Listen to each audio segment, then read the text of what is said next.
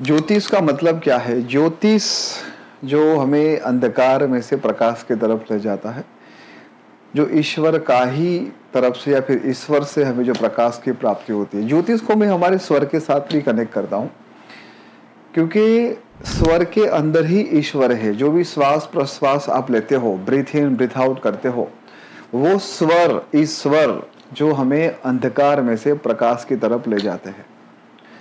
तो ज्योतिष बहुत ही एक असाधारण विधा है। मतलब हमारी जो भी वैदिक परंपरा, जो भी हमारी एंशियंट साइंस है, उसमें से एक बहुत ही पावरफुल विधा है और ये सब लोग सीख सकते हैं, लेकिन अनफॉर्चुनेटली लोगों का उसके ऊपर ध्यान नहीं गया है, या फिर वो जब उसके जीवन में प्रॉब्लम आता है तो वो ज्योतिष को ढूंढते हैं, है ना। तो मैं तो कहता हूँ कि ज्योतिष सबको सीखनी चाहिए। ये असाधारण विधा है, अगर आपको आ गई तो आप भी एक असाधारण मानवी बन सकते हो। ज्योतिष को समझने के लिए सबसे जरूरी है उस प्लानेट को समझना, उसकी राशि को समझना और 12 भाव को समझना। बहुत ही इजी है। मैं आपको स्टोरी के माध्यम से सिखाना चाहूँगा कि प्लानेट एक्चुअली काम कैसे करते हैं। प्लानेट का जो मूलभूत तत्व है, उसकी खुद की एक पर्सनालिटी, उसकी खुद की कैरेक्टरिस्टिक, वो कैसे काम करेंगे, उसका खुद का अनुशासन। एस्ट्रोलॉजी में या फिर ओकल साइंस में मैं हमेशा मेरे स्टूडेंट्स को और हमेशा ये बताता रहता हूँ कि this is not about you have to do remedies, this is something about you have to align based on the planet. जैसे हमें पता है कि हमारे 4 वर्ण थे, है और हमेशा रहने वाले हैं, लेकिन हमें उसको थोड़ा अलग तरीके से समझना है। उस प्लैनेट के अंदर भी ये वर्ण छुपे हैं। सबसे पहला वर्ण हम सबको पता है कि देयर आर टोटल 4 वर्ण: ब्राह्मण, क्षत्रिय, वैश्य और शूद्र। तो ये जो भी 9 प्लैनेट है, उस 9 प्लैनेट को अगर हम वर्ण के हिसाब से उसको समझते हैं तो किस प्रकार से आपको उस प्लैनेट की कैरेक्टरिस्टिक के बारे में, या फिर वो आपको कैसे जीवन में आके आपको क्या प्राप्ति दे सकता है, वो आपको पता चलेगा। ब्राह्मण का मतलब क्या था? नॉलेज लेना और नॉलेज देना। तो हमारे जो 9 प्लैनेट है, इसमें से 2 प्लैनेट ऐसे हैं जो नॉलेज देते भी है और लेते भी है। वही जुपिटर और शुक्र है, जिसको हम कहते हैं ज्ञान का एक बहुत ही पावरफुल प्लैनेट। जब हम जुपिटर की बात करते हैं, जब हम वेनस की बात करते हैं, तो ये बहुत ही पावरफुल प्लैनेट है जब ज्ञान देने की बात की जाए। इसके साथ हम बात करेंगे क्षत्रिय की। क्षत्रिय का काम क्या है कि अपने प्रदेश का ध्यान रखना, कोई आके उसके ऊपर ऐसे ही हमला ना कर ले, रक्षा करना, सभी लोगों की रक्षा करना। तो 9 प्लैनेट में जो सूर्य है, जो राजा के समान है, और जो मंगल है, जो सेनापति के समान है, ये दोनों प्लैनेट क्षत्रिय वर्ण में आते हैं। उसके बाद जो व्यापारी वैश्य, उसके लिए 2 प्लैनेट है जिसको हम कहते हैं मून और मर्क्यूरी। और शूद्र, जहाँ पर शनि, राहु और केतु को कहा गया है। अब कौन से भाव में ये प्लैनेट बैठे हैं, वो उसके वर्ण के हिसाब से काम करता है।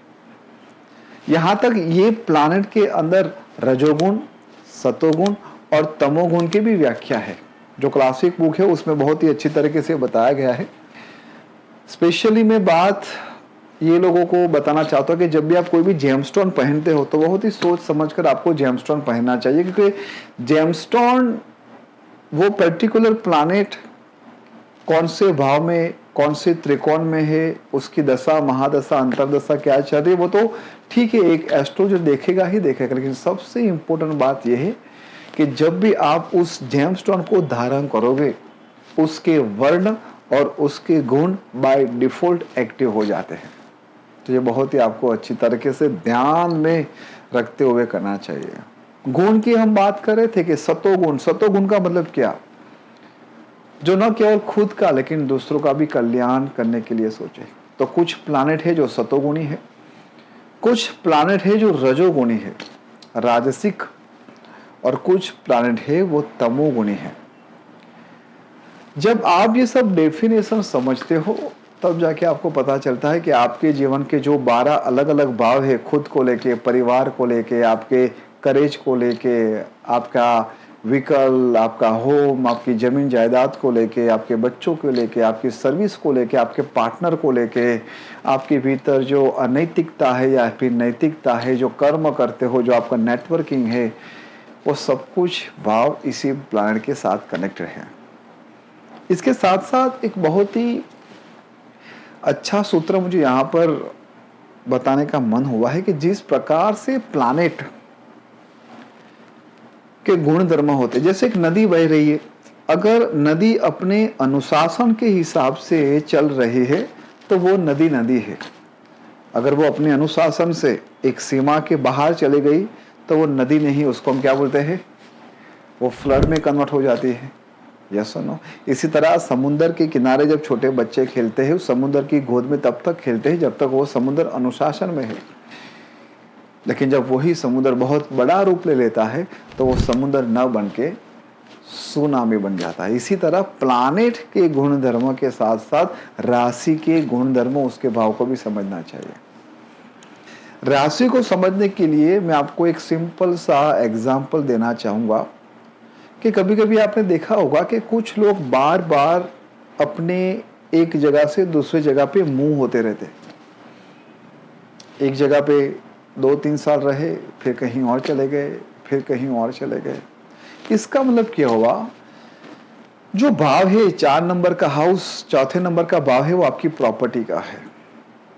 अगर उस भाव में मूवेबल राशि है या फिर उस चौथे हाउस का लॉर्ड मूवेबल राशि में बैठा है तो बार बार आपको वो घर चेंज करवाएगा।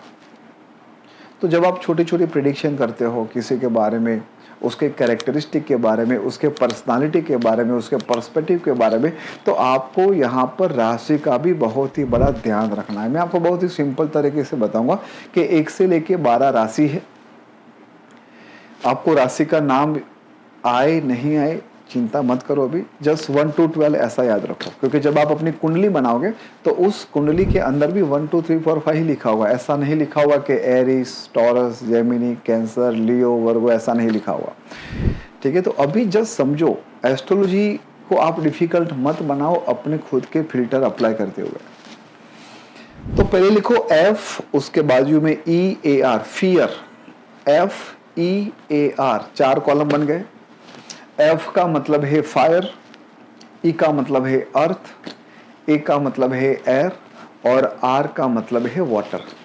अब F के नीचे 1, E के नीचे 2, A के नीचे 3 और R के नीचे 4 लिखो। 1 2 3 4, फिर से 5 6 7 8 9 10 11 12। तो अब आपको पता चल गया कि फायर वाली राशि कौन सी है, 1, 5 और 9। इसी तरह से वाटर वाली राशि कौन सी है, 4, 8 और 12। ये राशि को जब आप प्रॉपर तरीके से समझते हो, आप बहुत ही अच्छी तरीके से उसका प्रिडिक्शन कर सकते हो। कोई पर्सन इमोशनल है, प्रैक्टिकल है, इंटेलिजेंट है या फिर एक्शनेबल है, वो आपको इस राशि के तत्व के बेस पे पता चलता है। और यही राशि को और डिटेल्स में जानना है तो कुछ राशि मूवेबल है, कुछ राशि फिक्स्ड है और कुछ राशि के अंदर ड्यूअल पर्सनालिटी है। जैसे कि मून की पोजीशन, मून किसका कारक है, मन का कारक है। अगर यही चंद्रमा, यही मून अगर मान लो एक फिक्स्ड साइन में आ गया तो वो अपने मन को कैसे रखेगा, संतुलित रख सकता है। अपने मन में जो ठान लिया वो 100% करेगा। लेकिन जब यही चंद्रमा मूवेबल राशि के अंदर आ गई तो क्या होगा, चंचल दिमाग होगा, फ्लिकरी माइंड होगा। उसको डिसीजन लेने में या फिर अपने मन की बात किसी के समक्ष रखने में बहुत ही चैलेंज होती है। तो प्लैनेट और राशि को आप ऐसा समझो कि सामने वाले का दृष्टिकोण बहुत ही इजी तरीके से आपको समझ में जाता है। आप लोग आपकी date of birth, birth place और बर्थ टाइम आप जस्ट कमेंट्स करना और फिर मैं आपको आपके बारे में कुछ प्रेडिक्ट करूंगा, आपको खुद सिखा भी दूंगा। And this astrology class will be going to be continue. ठीक है, आप लोगों के दिलो दिमाग में क्या क्वेरी है, क्या कंसर्न है, आप जस्ट कमेंट्स करना और कैसे स्टेप बाय स्टेप आप खुद आपके ही चार्ट को समझते हुए आप अपनी लाइफ को बहुत ही बढ़िया तरीके से बना सकते हैं। अगर आप फर्स्ट टाइम इस चैनल पे आए हो, do not forget to click on the like button, subscribe button and bell icon, ताकि जब भी ऐसे कुछ वीडियो आए तो आपको कुछ ना कुछ मिलता रहे। दूसरी बात, ये केवल आपको सुनना या फिर पढ़ना नहीं है, आपको प्रैक्टिस करनी है। मैंने सॉफ्टवेयर की लिंक भी ऑलरेडी डिस्क्रिप्शन में डाल दी है। आपको आपका चार्ट कैसे बनाना है वो भी आप उस सॉफ्टवेयर की मदद से कर सकते हैं। Once again thank you so much to be part of team 9 in परिवार। Thank you so much. Mahadev की जय हो।